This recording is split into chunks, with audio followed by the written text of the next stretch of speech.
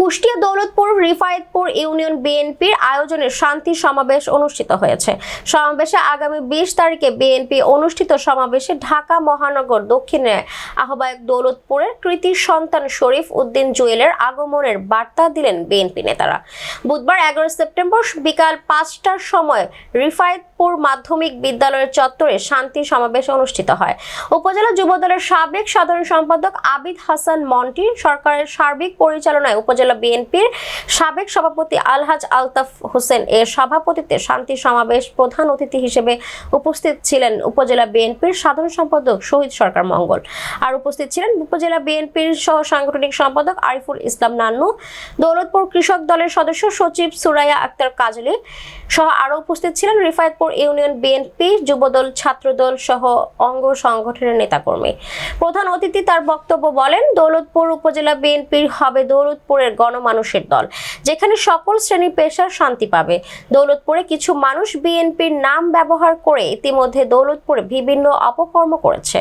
আমরা চাই সকল মানুষের পাশে থাকতে, কারণ বিএনপি একটি শান্তিপ্রিয় দল। এ সময় তিনি আগামী দিনে বিএনপিকে ভোট দিয়ে দেশ পরিচালনা সুযোগ দিতে আহ্বান করেন। সম্মানিত সভাপতি আলহাজ আলতাফ সাহেব, আরো উপস্থিত আছেন দৌলতপুরের সাধারণ সম্পাদক শহীদ সরকার মঙ্গল। আজ 17টা বছর খুলে কথা বলতে পারছিলাম না, সেই সুযোগ এসেছে। বিএনপি নাই, দেখেন কত বিএনপি হাজির হয়েছে।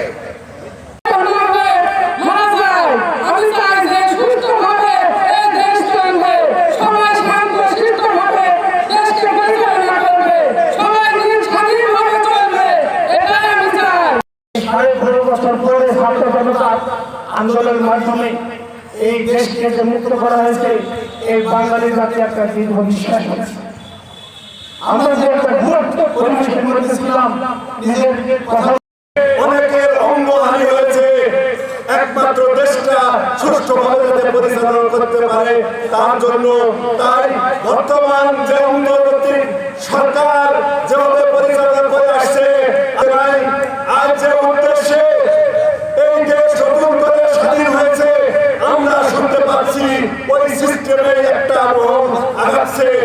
তারা যাতে ওই স্বৈরাচারী শেখ হাসিনার মতো না হতে পারে তার প্রতিবাদ করতে হবে।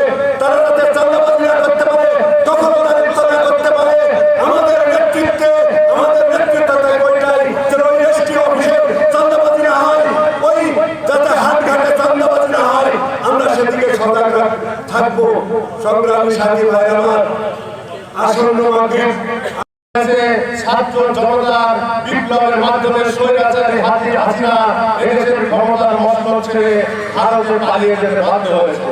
আমরা সকলে একটি আশার আলো দেখেছিলাম, এদেশে নতুন গণতন্ত্র প্রতিষ্ঠা হবে, যেখানে আমার আপনার বাক স্বাধীনতা থাকবে, কথা বলার অধিকার থাকবে, আমার আপনার ভোটের অধিকার থাকবে, আমার আপনার ভোটে দাঁড়ানোর এবং ভোট দেওয়ার অধিকার থাকবে।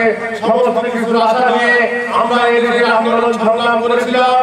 কিন্তু ভাইরা আমার, আমরা এখন দেখছি যে আমাদের নির্যাতিত, ত্যাগী এবং রাজপথে আসন প্রকৃত কর্মীদেরকে আড়াল করে এদেশের কিছু অসাধু রাজনৈতিক ব্যক্তিত্ব তাদের ব্যক্তি স্বার্থ ফায়দা হাসিল করার জন্য এই যে আওয়ামী লীগকে ঘাড়ে নিয়ে আজকে এদেশে সন্ত্রাস এবং চাঁদাবাজিতে মেতে উঠেছে। প্রত্যেকটা এলাকায়, প্রত্যেকটা ইউনিয়নে, বাজার ঘাটে এরকম দখল সন্ত্রাসের রাজত্ব কায়েম করে এদেশে ত্রাসের রাজত্ব কায়েম করতে চায়। আমি তাদেরকে বলতে চাই, আগামী দিনে যাদের নেতৃত্ব সঠিক লিডারদের, যারা এদেশের সঠিক নেতৃত্ব দেওয়ার অধিকার থাকে, তাদের মাধ্যমে এদেশের নেতৃত্ব পরিচালিত হবে এবং সেই সব চাঁদাবাজ এবং গুটি কয়েক সন্ত্রাসীকে আস্থা ঘুরে ছুড়ে ফেলা হবে। আপনারা এটা নিশ্চিত থাকেন, দেশ নায়ক তারেক রহমান এদেশের রাজনীতিতে বিস্তর ব্যাপক একটা সমস্যা নিয়ে আসবেন। তারই ধারাবাহিকতায় আপনারা দেখেছেন আলাদাভাবে একটা চিন্তা ভাবনা করছি যে সমাজ সংস্কার করি, আমরাও নির্বাচিত হতে চাই, আমরাও ভোট করতে চাই। তখন আর এক পক্ষ আলাদা করে ভাগ করে নি, ও ছেলে মেয়ে বেতন মিটিং করে রাখছে। কেন আজকে আমরা একসাথে একই মঞ্চে দাঁড়াবো, একই মঞ্চে থেকে আমরা বাংলাদেশে যাবো, আমরা ঢাকায় যাবো, যমুনার ওই পারে যাবো, যাকে দেবে এসে আমরা সেইখানে শিল্পী নেমে পড়বো। এটাই তো আমাদের হওয়া উচিত। আজকে কাদের সমর্থন করো কিসের জন্য? আমরা বিএনপি করি না, আমরা ধানের শীষ করবো না, আমাদের সঙ্গে সে অধিকার নাই। আমার সঙ্গে এই ছেলেটা যদি মিশে পরের দিন যাই তাকে হুমকি দেওয়া হয়। আজকে কলমে কি হবে আমি জানি না। বেশি বাড়াবেন না, হাসিনা জানতো না 1 ঘন্টা আগে পালাইতে হবে। আপনি নমিনেশন পাবেন তার নিশ্চয়তা আছে, তাহলে সব করছেন কেন? যদি নমিনেশন না পান, কথাবার্তা সাবধানে বলেন, কাজকর্ম সাবধানে বলেন। এই বিএনপি কারোর পৈতৃক সম্পত্তি না, এই বিএনপি আমারও বাপের সম্পত্তি না, আপনারও বাপের সম্পত্তি না। নবম সংসদ নির্বাচন হলো।